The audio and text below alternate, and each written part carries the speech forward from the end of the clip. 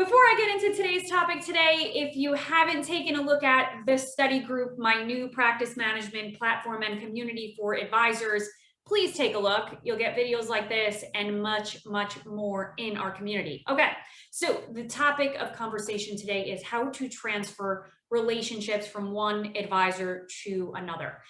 I get asked about this topic all the time. Usually it is a solopreneur advisor who's built the business, him or herself, who realizes that in order to continue to grow, relationships maybe that have been with the firm for many decades need to be passed on to somebody else to manage.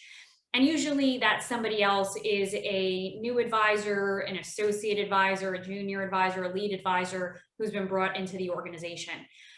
Advisors and teams really struggle with this transfer of relationship, transfer of trust, transfer of rapport.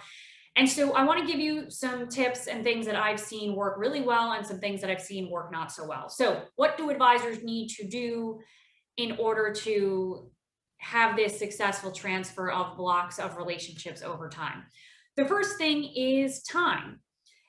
Being realistic about the amount of time it takes to actually successfully transfer relationships. And when I talk about that transfer, I'm talking not just about that new person doing the prep work or the follow-up from a meeting, but that person actually handling all service requests and proactively scheduling and handling review meetings, which really take the bulk of time for advisors. So time. 3 to 7, anywhere between 3 to 7 years is a realistic time frame for an advisory team to be focused on. I would say if you're not in it for the long game, if you're looking for a short-term solution to transferring relationships, if you're in a rush to do it, you're always going to be disappointed. You're going to lose trust and confidence with clients, and you yourself are going to be very, very disappointed. So be realistic about the amount of time it actually takes for a client to stop wanting to talk to you and be totally okay talking with a new advisor. The second thing is proper expectations. But proper expectations about the person that you're actually transferring the relationships to.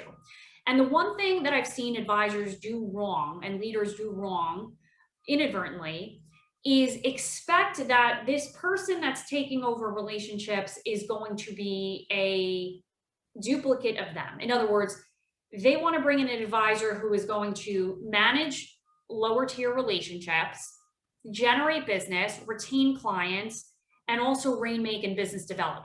And even though advisors say, no, I really want somebody who's just going to come in and handle client relationships, what I've noticed is that senior advisor gets hyper-focused on the ROI. How much money is this person generating? Why aren't they bringing in new business? Why aren't we getting more assets from our existing clients? And so having the proper expectations that what you need is somebody who is theoretically going to be an in-house advisor, meaning there shouldn't be expectations that this person is going to be a master rainmaker or business developer or be able to turn the 50 clients that you give over to them into 150 clients. Being realistic about the fact that you are the talent and the rainmaker and you're bringing in somebody to create capacity for you, having that expectation and sticking to that expectation is really, really critically important. The other thing that's important is that you set expectations with the new advisor. First of all, I hate calling advisors associate advisors. If they are fully licensed and they advise, let's call them financial advisors. But setting the right expectations with that advisor about what the pathway looks like for them, you and their clients for the next 3 to 5 years, meaning this year, they are going to be sitting in on meetings with you and all of their clients. In the third quarter, they're going to start hosting, maybe it's one of the reviews a year over the phone where they run through the investment updates and investment performance with the client, and then you and them run the full review in the second half of the year, and so on and so forth. So building a pathway of expectations with the advisor, really important. Third thing, so we got time, you need time, significant time, years, to do this properly. You need to set expectations properly with yourself about who this person is who's taking over relationships and how long that pathway is going to take to complete. Third, I would say, is having a weaning off process. And I alluded to it just a second ago.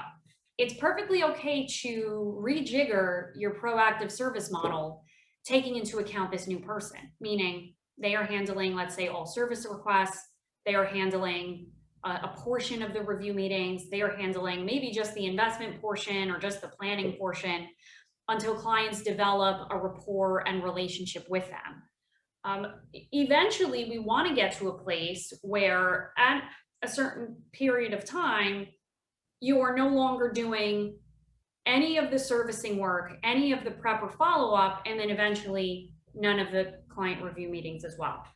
The last thing I'll say is really important to get buy-in from clients.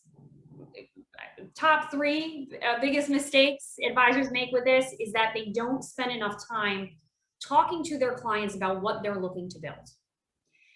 Imagine never talking to your clients about your business, about your vision, about your value proposition, and then all of a sudden, one day, telling clients, guess what? You're going to be meeting with a new advisor. He's or she's 27 years old, and she's going to be running review meetings from now on. The clients will feel hurt, surprised, confused, maybe disappointed, maybe excited, I don't know.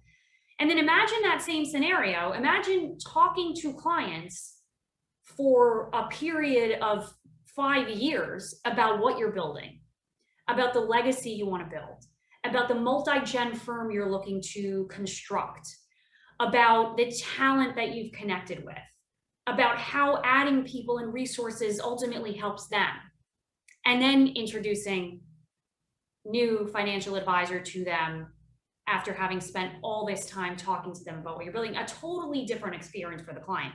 So buy-in from the client, really important. Okay, I hope that was helpful. Let me know how these conversations go if you start to have them with clients, and also join me in the study group. We can talk there. See you next week, same place, same time. Take care.